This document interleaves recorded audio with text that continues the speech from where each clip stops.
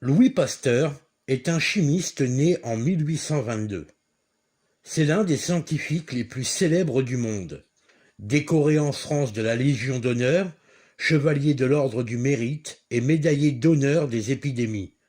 Il sera aussi médaillé de la Grande Croix en Italie, au Portugal, au Brésil, en Norvège, en Suède, en Belgique, en Roumanie, en Serbie. 2020 rues et boulevards portent son nom en France, ainsi que 67 000 établissements publics. Des billets seront à son effigie, ainsi que des timbres-poste.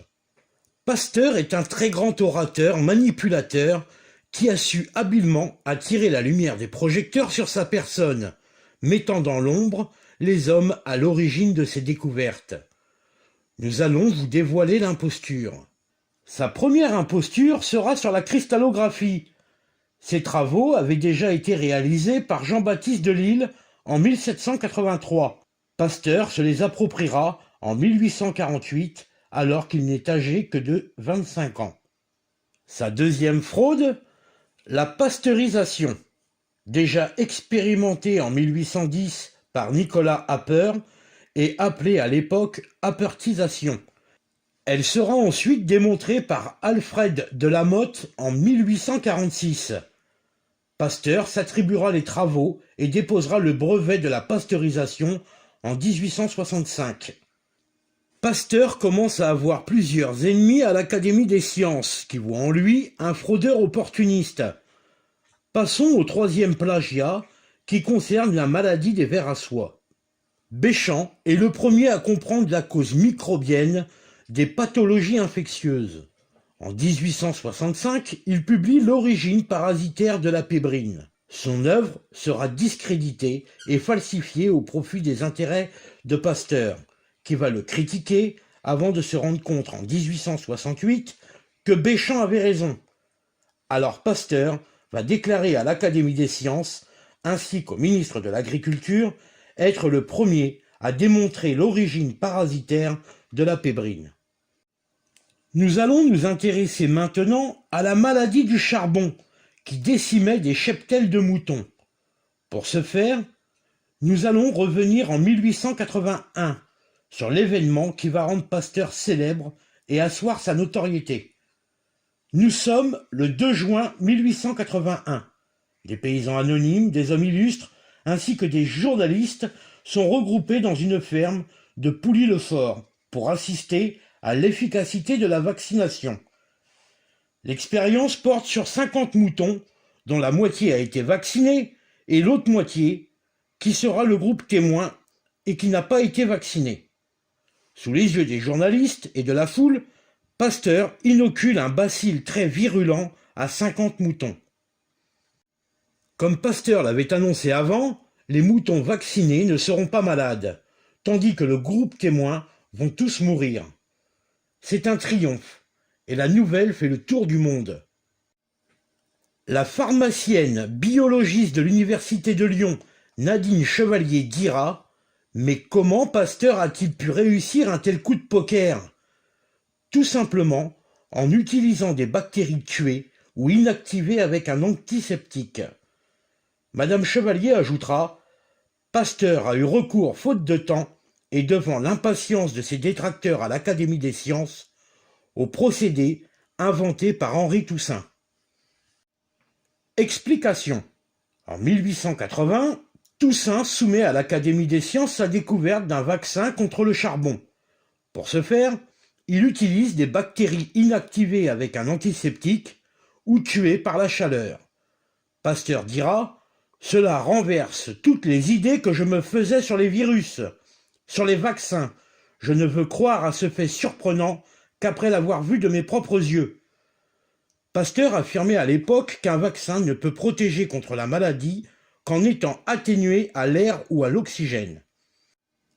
Adrien Loire, neveu et assistant de Pasteur, dira « Pasteur a ordonné à son équipe de préparer un vaccin avec le bichromate de potasse, l'antiseptique utilisé par Toussaint, et a interdit d'en parler. » Loire cite Pasteur en disant « Moi vivant, vous ne publierez pas cela avant d'avoir trouvé l'atténuation de la bactérie par l'oxygène.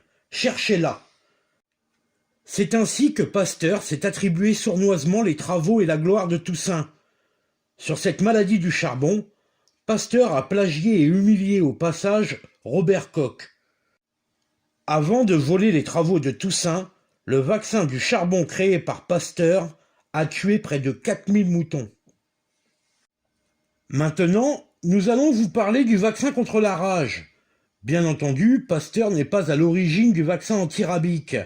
Les premiers vaccins contre la rage sont de Galtier et de Toussaint. Encore une fois, le vaccin de Toussaint contenait le virus mort par chauffage. Le vaccin de Pasteur contenait de la moelle desséchée. En 1886, fort de sa notoriété, il se lance dans une série d'essais, et 60 personnes vont succomber. Certains de la rage ordinaire, et d'autres d'une nouvelle sorte de rage. Cette nouvelle sorte de rage sera appelée rage des laboratoires, et ce sera la seule véritable création de Pasteur. Pour pouvoir continuer ses essais, Pasteur fait croire, en falsifiant les chiffres, à un fort taux de mortalité dû à la rage, et que la découverte d'un vaccin était une priorité. Or, la rage humaine était un cas très rare. Mais en jouant sur la peur d'une pandémie, il devient le seul héros capable de sauver le monde. Aujourd'hui, les laboratoires qui fabriquent les vaccins utilisent le même procédé. En 1886, un enfant meurt suite au vaccin antirabique de Pasteur. Pasteur affirme que ce n'est pas de la rage. Suite au dépôt de plainte du père, un médecin légiste, Paul Brouardel, chargé de l'expertise, va avouer avoir falsifié ses résultats en faveur de Pasteur.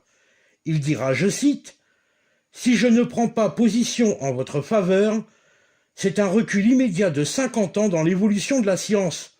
Il faut éviter cela. » Un grand nombre d'historiens et de scientifiques comme le docteur Decour, Luttard, Raspail, Loire, Duclos et j'en passe, ont tous dénoncé et mis en lumière la supercherie. Le professeur Jean Bernard a dit, je cite, « Si dans la lutte contre le cancer on n'a pas avancé aussi vite que dans les autres domaines, c'est probablement parce qu'on est trop attaché aux théories de Pasteur. » Et les Français continuent d'idolâtrer cet imposteur. Comment aujourd'hui l'Académie des sciences peut encore se rendre complice d'une telle mascarade? Comment les grosses industries médicales peuvent-elles encore donner du crédit à cet homme? Notre santé est devenue une marchandise, un produit de consommation où les morts ne sont que des statistiques. Notre terre est devenue un laboratoire à ciel ouvert et nous sommes les cobayes de ces savants fous en quête de gloire et de prestige. Le plus ironique, c'est que nous finançons notre propre mort. Nous terminerons avec cette citation de Paracels. « Apprends, médecin, à ne tuer personne, sinon bêche la terre. »